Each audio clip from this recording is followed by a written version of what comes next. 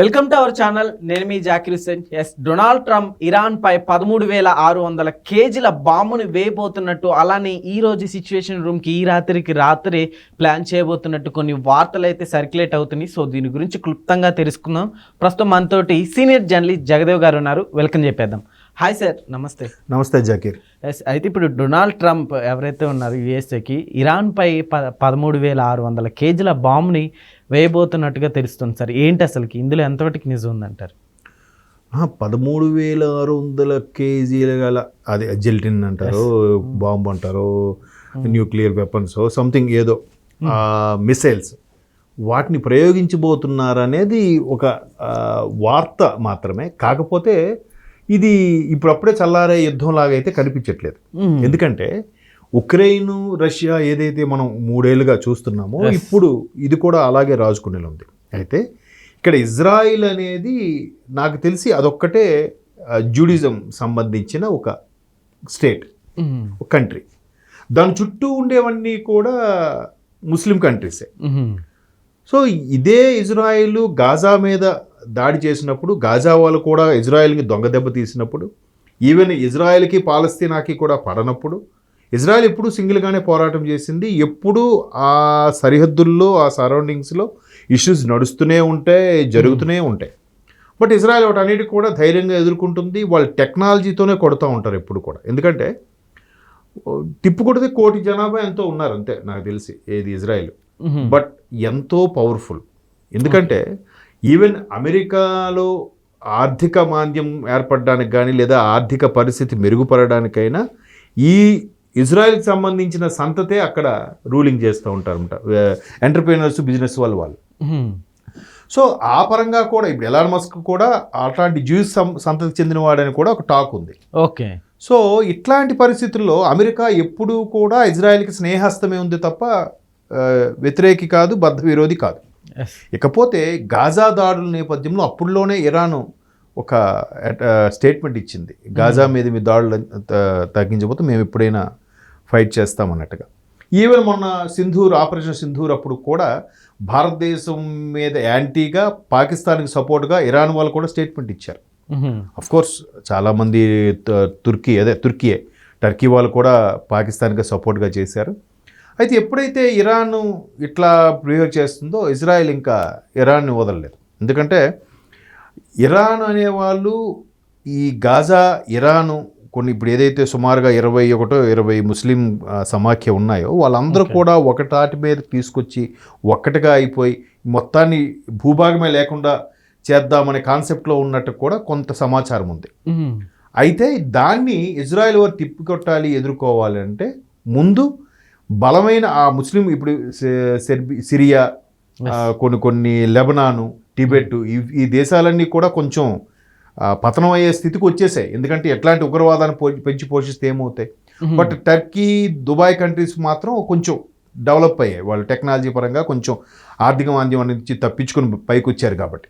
Okay. So Iran కూడా పర్వాలేదు అనిపించినా కూడా ఇరాన్కి అమెరికా శత్రువే, ఇజ్రాయెల్ కూడా శత్రువే. బట్ ఇరాన్ ప్రపంచ దేశాల్లో ఎక్కడైనా వాళ్ళ సైనిక స్థావరాలు కొంచెం పెట్టుకొని ఎక్కడికక్కడ వాళ్ళని కంట్రోలింగ్గా పెట్టి చూసుకునేది అమెరికా ఎప్పుడు చూసుకుంటుంటుంది. వాడు ప్రపంచ పెద్దనగా వెలుగొందాలంటే ఇలాంటి టెక్నాలజీ, ఇలాంటి జిమిక్స్ అని ప్లే చేస్తూ ఉంటాడు. అయితే మొన్న ట్రంప్ ఏమన్నారు, మేము పాకిస్తాన్కి ఇండియాకి యుద్ధం అవ్వకుండా ఆపింది మేమే, తర్వాత ఉక్రెయిన్కి రష్యాకు కూడా చల్లబరిచేలా చేసింది మేమే, అంతకుముందు ఎవరికి సిర్బియాకును ఇంకెవరికో జరిగింది వాళ్ళకు కూడా మేము కంట్రోల్ చేసామని ఏదో గొప్పలు చెప్పుకుంటున్నాడు ఆయన. అయితే ఎప్పుడైతే ఇంకా ఇరాను మిగతా సభ్య దేశాలు లేదా మిగతా ముస్లిం దేశాలతో కలిసి అందరితో ఫోన్లో మాట్లాడి ఖచ్చితంగా ఇజ్రాయెల్ స్మాష్ చేద్దాము లేదంటే పవర్ఫుల్వి వాడుదామని డిసైడ్ అవుతుందో, ఇప్పుడు ఇజ్రాయెల్ ఖచ్చితంగా స్నేహాస్తం అమెరికా ఇస్తుంది కాబట్టి, ఇజ్రాయెల్ కూడా అంత సామర్థ్యం ఉన్న దేశమే కాబట్టి వీళ్ళు ఎక్కడెక్కడ వాళ్ళ న్యూక్లియర్ స్థావరాలు ఉన్నాయో వాటన్నిటిని కూడా అవి బయటికి తీసే వీలు లేకుండా ముందు ఆ స్థావరాలు చుట్టుపక్కల ఉండే ప్రదేశాల్లో ధ్వంసం చేస్తున్నారు ఇజ్రాయెల్ వారు. అయినప్పటికీ ఇంకా కొన్ని స్థావరాల నుంచి బయటికి వచ్చే అవకాశం ఉంది కాబట్టి ఒకవేళ వాళ్ళు బయటికి తీసుకొచ్చి ఏ క్షణానైనా, మొన్న సింపుల్ లాజిక్ ఏదైతే ఆపరేషన్ సింధూర్లో మన వాళ్ళు ఎక్కడైతే వాడు బయటికి తీస్తాడు అనుకున్నాడో అక్కడ ముందు ధ్వంసం చేసేసాము, బయటికి రాకుండా వాటి రన్వేలు అన్నీ కూడా. అయినప్పటికీ మన దగ్గర ఎంత పవర్ఫుల్ రాడార్ వ్యవస్థ ఉందంటే ఒకవేళ వాడు మన మీద ప్రయోగిస్తాడని తెలిసినా కూడా మన దగ్గర ఉన్న ఇంటెలిజెన్స్ వ్యవస్థ ద్వారా వాడు ప్రయోగించే ముందే వాడి దగ్గరే ఆడు కొట్టేస్తే ఆ బాంబు, న్యూక్లియర్ బాంబు ఎఫెక్ట్ వాడి కంట్రీలోనే ఉంటుంది కదా. అంత టెక్నాలజీతో ఉన్నారు మన వాళ్ళు, ఇండియా మన సింధూర్ సంబంధించి. సో ఇజ్రాయెల్ కూడా ఒకవేళ వాడు న్యూక్లియర్ వెపన్ వేస్తాడు ఇరాన్ వాడు ప్రయత్నిస్తే మరుక్షణమే వీళ్ళు అటాక్ చేయడానికి సిద్ధంగా ఉన్నారు. అందుకు ఇంకా ఇప్పటికే 4 స్థావరాలు ఎన్నో ధ్వంసం చేశారు. మెయిన్ సిటీస్ టెహ్రాన్ వాటన్నిటి కూడా చాలా మెయిన్ సిటీస్ అన్ని కూడా ఇబ్బంది పడ్డాయి. ఇప్పటికీ సరిపోక ఇంకా మిసైల్స్ రూపంలోను కొన్ని రకాల టెక్నాలజీస్ రూపంలోను వాళ్ళు ఈ రాత్రికి రాత్రే సుమారుగా 13,500 కిలోల ఏదైతే జెల్టిన్ బాంబ్స్ అంటారో ఏమంటారు సంథింగ్ అవి ఉపయోగించడానికి సిద్ధపడిందంట.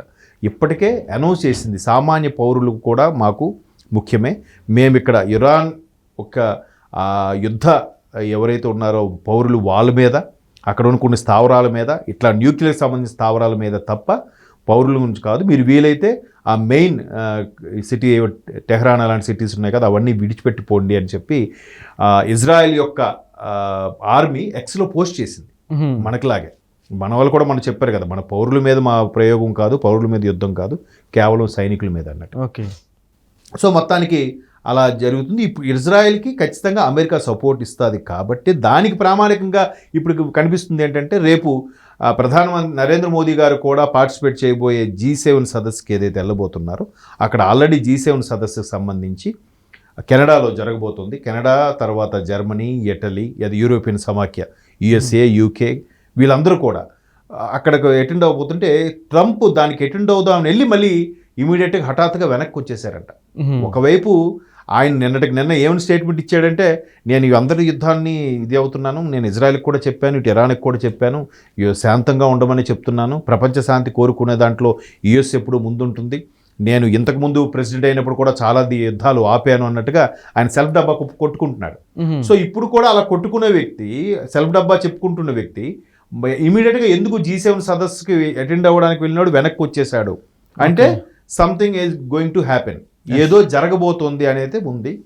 మేబీ అది ఎటువంటి వినాశనానికి దారితీస్తుందో మనం చెప్పలేం ఈ రాత్రి ఏం జరుగుతుంది. బట్ ఇజ్రాయెల్ మాత్రం చాలా సిద్ధంగా, చాలా ఆవేశంగా ఉంది. వాళ్ళు మనలాగా పోన్లే అనే తత్వం కాదు, ఇప్పుడు కాకపోతే 10 ఏళ్ళ తర్వాత అయినా కొడతారు వాళ్ళు. That is Israel. ఓకే, చూద్దాం మరి ఏమవుతుందో. Okay sir, thank you.